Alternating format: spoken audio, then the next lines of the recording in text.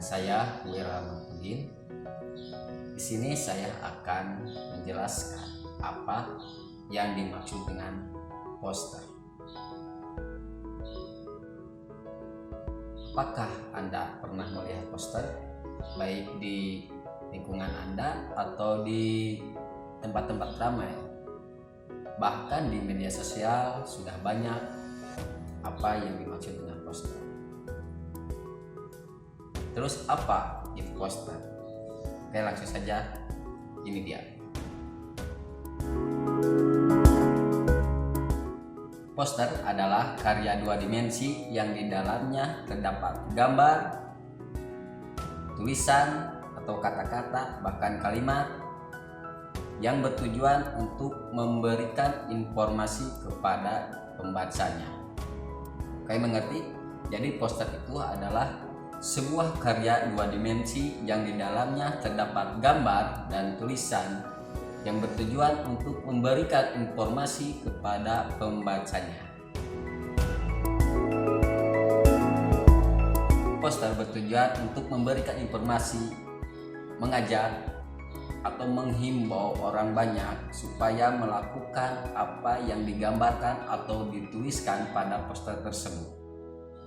Kenapa poster itu harus dibuat? Karena ketika kita akan membuat sebuah kegiatan atau himbauan kepada orang banyak, maka informasi tersebut harus tersampaikan. Dengan adanya poster, maka informasi tersebut bisa tersampaikan kepada orang banyak dan orang-orang tersebut bisa mendapatkan informasi yang kita berikan. Selanjutnya yaitu ciri-ciri poster. Seperti apa ciri-ciri poster? Oke, langsung saja. Yang pertama, terdapatnya gambar dan tulisan pada karya tersebut. Yang kedua, biasanya warnanya itu mencolok. Kenapa warnanya mencolok?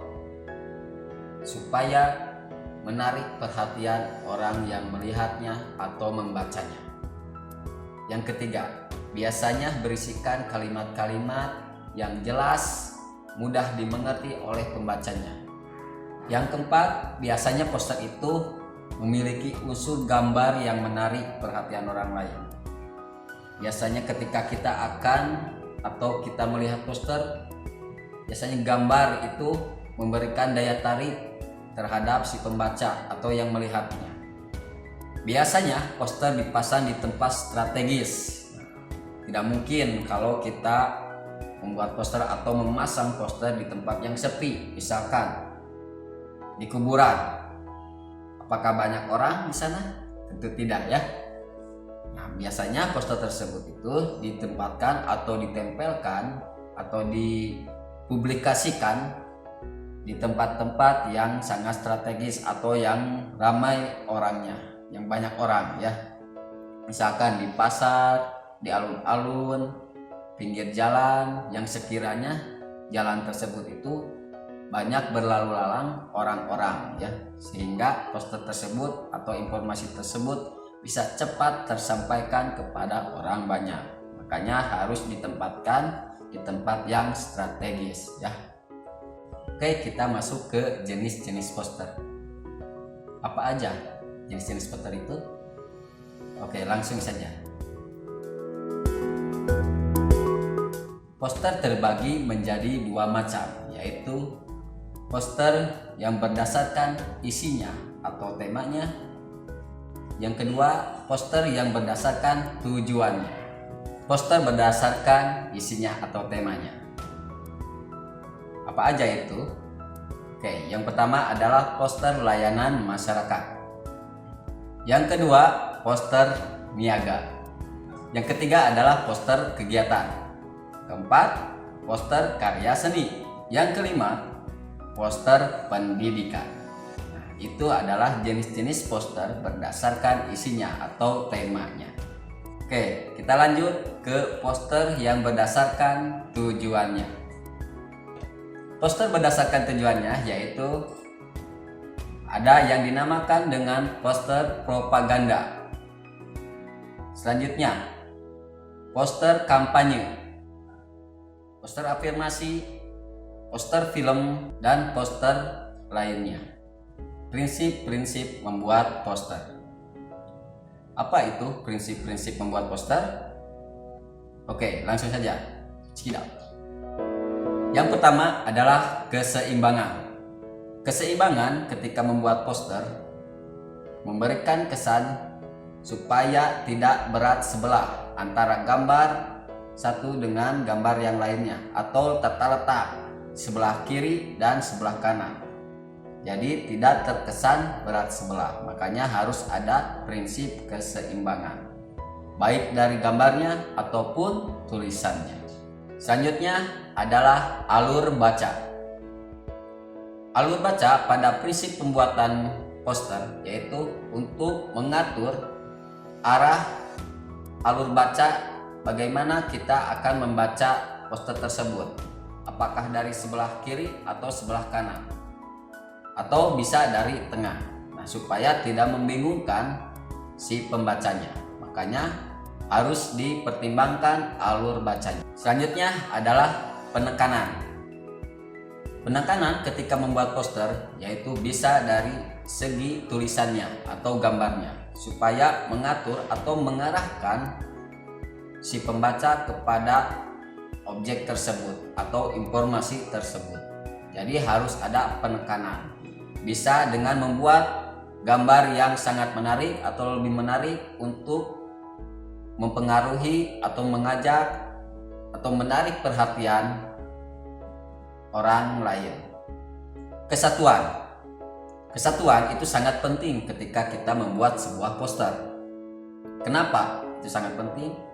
Karena ketika ada gambar dengan huruf atau tulisan harus satu kesatuan. Jangan sampai ketika kita membuat sebuah poster itu tidak adanya kesatuan. Misalkan kita membuat poster pendidikan, antara gambar dengan tulisan itu harus sinkron atau satu kesatuan. Jangan sampai gambarnya A sedangkan tulisannya B, jadi tidak adanya satu kesatuan. Selanjutnya yaitu kesan. Kesan yang disampaikan poster tersebut harus seimbang ya, harus sama dengan informasi yang disampaikan. Misalkan kita membuat poster tentang parfum wanita, nah maka poster tersebut jangan seperti membuat poster sepatu. Ketika kita membuat sebuah poster parfum wanita, jadi kita itu harus membuat poster yang sifatnya elegan, lembut, terus kewanitaan dan lain-lain ya. Jadi harus temanya harus sesuai ya, harus sesuai dengan tema yang dibawakan kesannya. Selanjutnya yaitu syarat-syarat membuat poster. Ketika kita membuat sebuah poster, syarat-syarat apa saja yang harus kita lakukan? Yang pertama, bahasa dan kalimatnya harus mudah dimengerti, supaya yang melihat atau membacanya itu bisa langsung tahu informasi yang didapatkan. Kalimat pada poster harus singkat, jelas, dan padat. Mengkombinasikan gambar dengan tulisan yang menarik. Dibuat semenarik mungkin supaya memberikan efek menarik perhatian orang lain sehingga orang ingin membaca informasi tersebut. Poster harus ditempelkan atau dipasang di tempat yang strategis. Bahan yang digunakan dalam membuat poster harus mempunyai kualitas yang baik supaya tidak mudah rusak. Oke anak-anak, sekarang kita akan mempelajari tentang teknik menggambar poster. Apa aja teknik menggambar poster itu? Yang pertama adalah teknik kering. Yang kedua adalah teknik basah. Yang ketiga adalah teknik digital.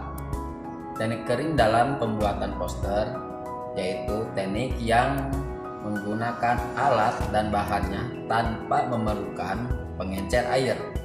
Contohnya, alatnya seperti pensil.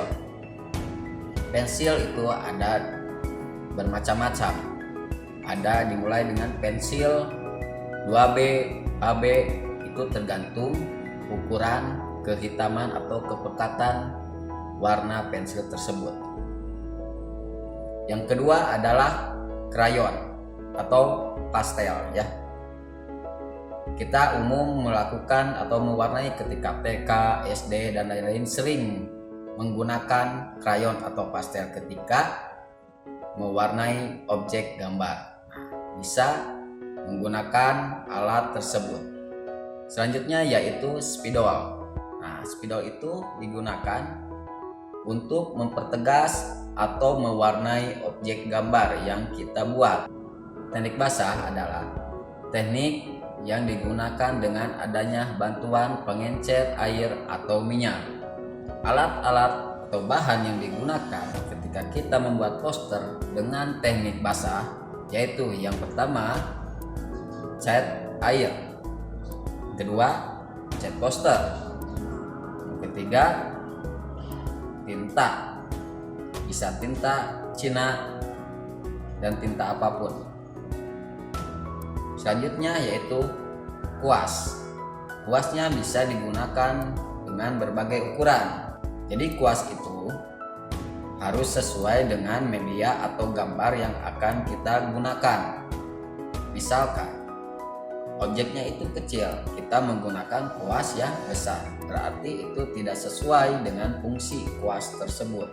Jadi kuas itu harus sesuai dengan objek gambar yang akan kita buat, harus disesuaikan dengan ukurannya. Selanjutnya yaitu teknik digital.